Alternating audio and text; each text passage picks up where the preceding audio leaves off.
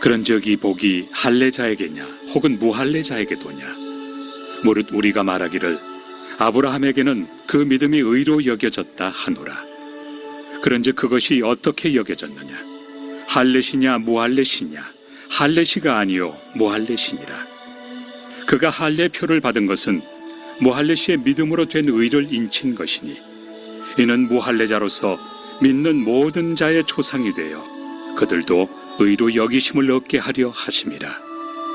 또한 할례자의 조상이 되었나니 곧 할례 받을 자에게뿐 아니라 우리 조상 아브라함이 무할례시에 가졌던 믿음의 자취를 따르는 자들에게도 그러하니라.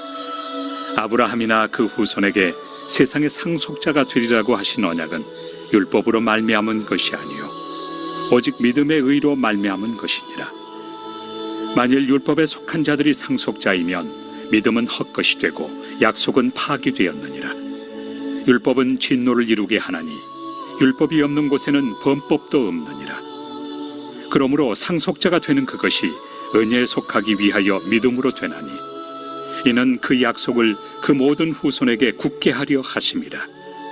율법에 속한 자에게뿐만 아니라 아브라함의 믿음에 속한 자에게도 그러하니, 아브라함은 우리 모든 사람의 조상이라. 기록된 바 내가 너를 많은 민족의 조상으로 세웠다 하심과 같으니, 그가 믿은 바 하나님은 죽은 자를 살리시며 없는 것을 있는 것으로 부르시는 이시니라. 아브라함이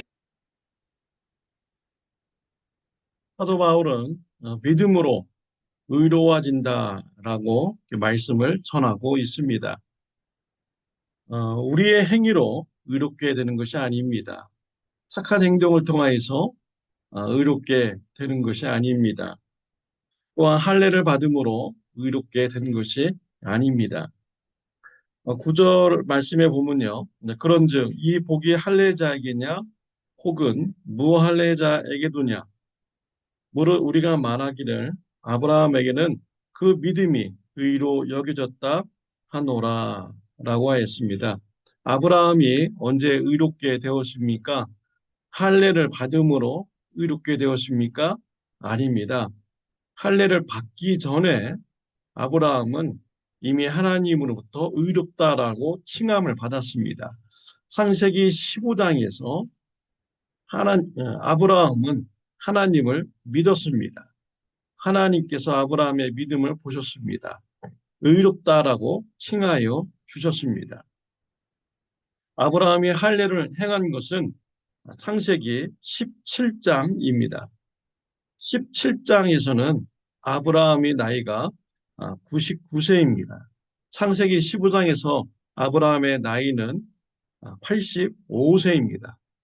아브라함이 할례를 받기 전에 이미 하나님으로부터 의롭다라는 칭함을 받게 된 것입니다. 할례를 통하여서 의로워지는 것이 아닌 것이죠. 우리 신앙생활도 동일합니다. 예수님을 믿음으로 우리가 의롭다 칭함을 받고 구원받게 되는 것이죠.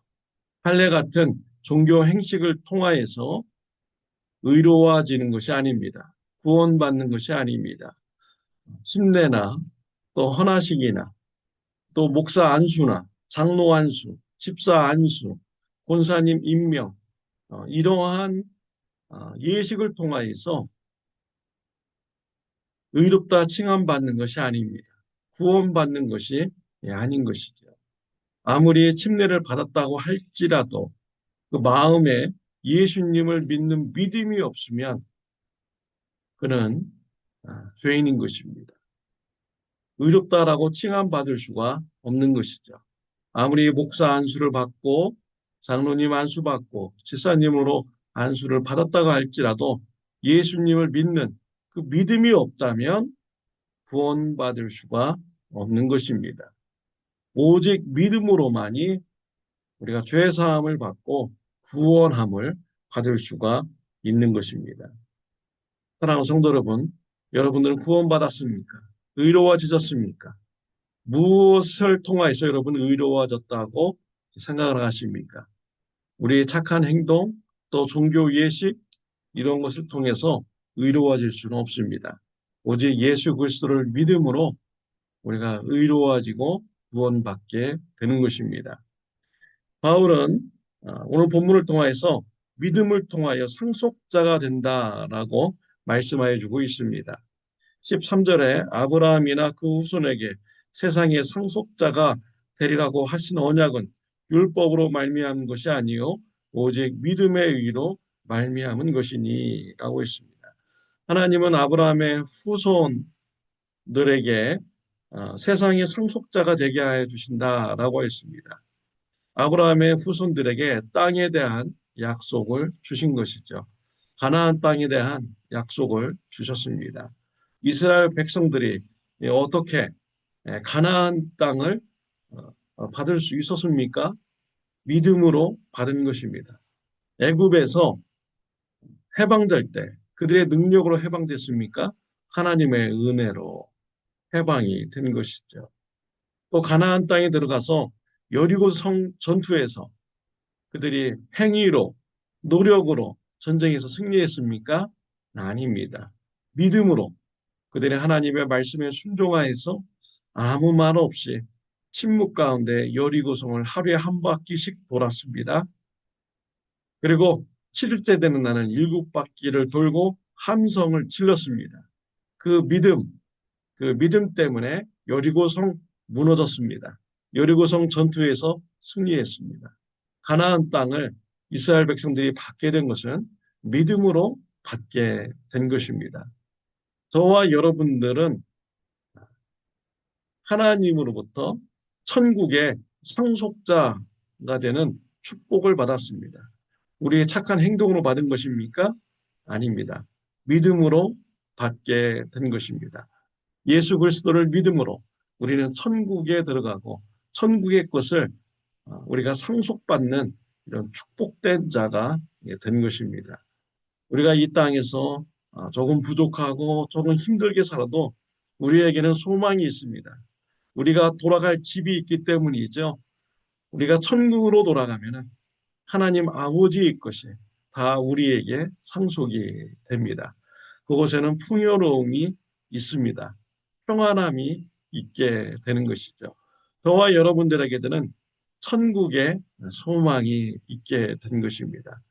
천국의 소망을 주신 하나님께 감사하시기를 바랍니다. 천국의 소망을 가지고 살아가는 저와 여러분들이 되시길 바랍니다. 또 불신자 가족들, 불신자 이웃들에게 천국의 소망을 알려주는 저와 여러분들이 되시기를 바랍니다. 기도드리겠습니다. 하나님 아버지 감사합니다. 믿음으로 구원하여 주시니 감사합니다. 의롭다 해 주시니 감사합니다. 또한 믿음을 통하여서 천국에 들어가게 해 주시니 감사합니다. 천국의 상속자가 되게 해 주시니 감사합니다. 천국의 소망을 갖고 살게 해 주시니 감사합니다. 천국의 소망을 불신자 가족들, 불신자 이웃들에게 나누는 삶 되게 하여 주옵소서. 예수님의 이름으로 기도드렸습니다. 아멘. 오늘 하루도 소망에 가득한 하루가 되시기를 바랍니다.